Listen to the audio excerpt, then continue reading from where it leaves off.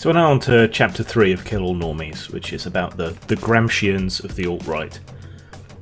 This chapter is really outside the scope of my main criticism of the book, as it focuses more directly on the alt-right and the alt-light, whereas my focus and analysis is more on internet culture, but from a left-wing point of view, I guess. So my bias should be coming from the same place as the author of this book, since they clearly have a left-wing bias, but it doesn't for some reason.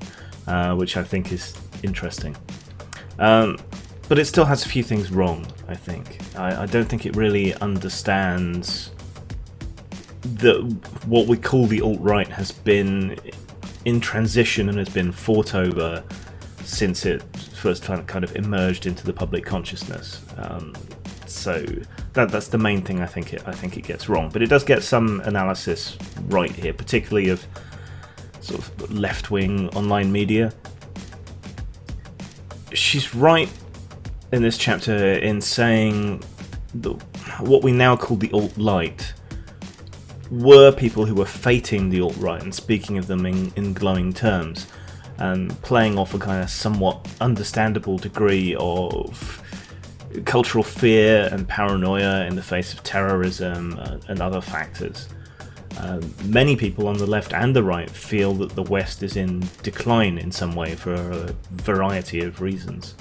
For my part, I'd agree. I think our welfare states and so on are being eroded. I think our freedoms are being eroded, and I think those are the things that have defined us as advanced, more civilized societies. The fact that we take care of each other and we place principles quite highly, and I feel that has been compromised, certainly over my lifetime. The right has different concerns. I would agree with the right about the decline. I wouldn't agree on what the remedies are, particularly with the more kind of socially Darwinist, libertarian economics that so many of them seem to think can be some kind of solution rather than being the cause of our current problems. But we can agree that there's a problem, I think.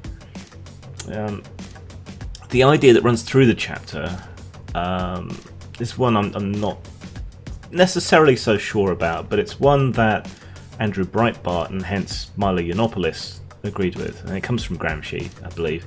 It's one that political change follows social and cultural change. I think this is true to an extent, but we're seeing how political power without social and cultural power is preventing the current American right, for example, from being able to do anything much, and a similar but lesser degree in the UK. But if we look back to the Obama administration, we can see how social and cultural power without political power stymied what passes for the American left in a similar way. They were unable to prosecute their agenda. I mean, really, you need all three together. You need the society to agree on what you believe, you need the culture to agree on what you believe, and you need the political power in order to push it through. You need all three together, I think. So I think this is an interesting way to look at things, but I think it's somewhat limited. It is true what she notes in this chapter as well, that the right is now actually trying to fight the culture war in a way they haven't previously. They've always lagged behind culture because they've been what's being rebelled against. And so in response to the situation, they've done the one thing that conservatives hardly ever do, and that is to evolve their views, which is kind of anti-conservative when you think about it. The details on how this is being accomplished I don't disagree with, alternative media, internet culture and all the rest. But I do think that the emphasis on the right is where this whole book seems to fall over. It doesn't seem to be able to accept that the left, the liberal left, whatever you want to call it is now the establishment, or that a lot of the people rebelling against it are liberal, are left-wing, and that's why they're rebelling against it, because I guess neoliberalism or whatever has corrupted liberalism in the eyes of a lot of people who are themselves liberal and left-wing. So that emphasis is there, but this chapter's a bit better in that it does make good mention of the fact that there's so many alternative left outlets. Like it calls out the Young Turks, for example. But as Tim Pool has been talking about recently on his channel as an independent journalist, sites like the Young Turks are much more activism and commentary than news, for all that they hold themselves up as a news network. And that's not limited to them. I mean, it happens on the right as well. You've got activists calling themselves journalists. It's not exactly dishonest when they're upfront about it, but it is perhaps problematic that they're deliberately setting out to be non-objective. I find that to be an issue. There's no problem with that when it exists alongside objective news reporting, but we don't have objective news reporting anymore. She does also note, but perhaps doesn't quite take seriously enough, the effects of the relentless torrent of Tumblrist abuse from listicle and other activist sites like Jezebel. You know, they just kind of loud hail this Tumblr nonsense and endlessly beat down on people until they inevitably bite back. Especially when these sites are so hypocritical. They say they're anti-racism and yet they're constantly promoting racism against white men. They say they're anti-sexism, but they're constantly berating men, and so on. It goes on and on through all of these sites. You know, the hypocrisy that's so blatant you could see it from orbit. You know, it's obvious that there's going to be a backlash, and then they call that backlash racist, sexist, Nazi, and so on, and that just hardens people against them and feeds that anger. But that anger is not limited to the right. I mean, the right feeds on it, but that annoyance, that irritation, that anger from genuine liberals and the left, it exists as well. I mean, you only need to look at how so many of Bernie Sanders supporters were dismissed as Bernie bros. And we've seen it similarly in the UK, Corbyn's support dismissed as brocialists. Whatever. There's this ironically sexist element to the attacks on people like that. And these are people whose left-wing views, egalitarian views and so on are virtually impeccable, and yet it's still not good enough for anyone, you know, and that feeds the disaffection on the left. One thing I do want to pause and talk about briefly is cultural Marxism. Okay, cultural Marxism. Right. The right wing has blown up the idea of cultural Marxism into some kind of insane conspiracy theory that everyone is out to engineer culture in order to bring about communism or something. And in response to this, the left has made every mention of cultural Marxism out to be a paranoid conspiracy theory by the right. Neither of these positions is true. Cultural Marxism is a real thing, but it's not a conspiracy theory, and yeah, it actually exists. So both sides are wrong on this. Cultural Marxism is an idea brought up by the Frankfurt School, which is at the center of a lot of nonsense conspiracy theories, but was a real thing, which applies the ideas of Marxism to culture as well as economics. So that is to say, they believe that it's possible to analyze culture in such a way as you can say it is propping up the exploitative and oppressive nature of society. You know, so you could argue that the promotion of something like the American dream in rags to riches stories is providing false hope to the proletariat and helping prevent them from rebelling, because they, as a result of this culture, believe that they are in a more egalitarian and opportunistic society than they actually exist in. You know, and that's somewhat true if you look at the economics, but cultural Marxism would be to examine the media through that lens. It's not really dissimilar to examining the media through a feminist lens or a right-wing lens or a traditionalist lens or whatever else. It's just a way of colouring your perception, I guess. And from my point of view, that's something we should all strive to overcome, whether it's a Marxist lens or whatever else. But it's not a conspiracy, and it is something that actually exists. And if you were to swallow this idea, and you did want to manipulate society, then you would indeed start to attack culture and try to change it and try to shift and alter the messages that are being projected by that culture, which lots of people do.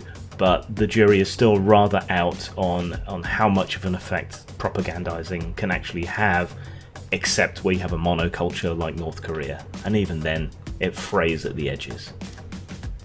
I mean, the closing parts of this chapter, the latter part of it swings back away from that useful analysis of the mistakes of the ostensibly left-wing media, and back into this overemphasis on the right and how they have lampreyed onto cynicism and backlash to the extreme identarian left, for want of a better term. I'm still struggling to find proper ways to describe these groups.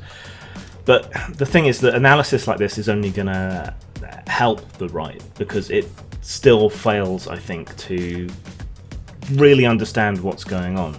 I mean, okay, here is the fundamental difference, and where I think a lot of the problems in analysis come from. The modern left, the identarian left, the intersectional left, operates on the idea that you all agree, you all have to agree on everything, and if you don't, you're a heretic and you'll be cast out. So even those people who do disagree will often keep stum. So the assumption from that point of view is that obviously your opposition must all agree, and I think this is fueling somewhat this tendency to call to call anyone you disagree with a Nazi. Because if you disagree in any small part with them, you're just lumped in with this opposition group, who are the worst possible people that they can think of. So, you know, if you're like, I'm not too sure affirmative action is a particularly good way to tackle racism and may in fact be perpetuating the problem, you're a Nazi, not someone who's mostly on their side and who disagrees. The right, on the other hand, has been absolutely desperate for any support whatsoever, and hasn't been able to be quite so picky. I mean, look at Trump.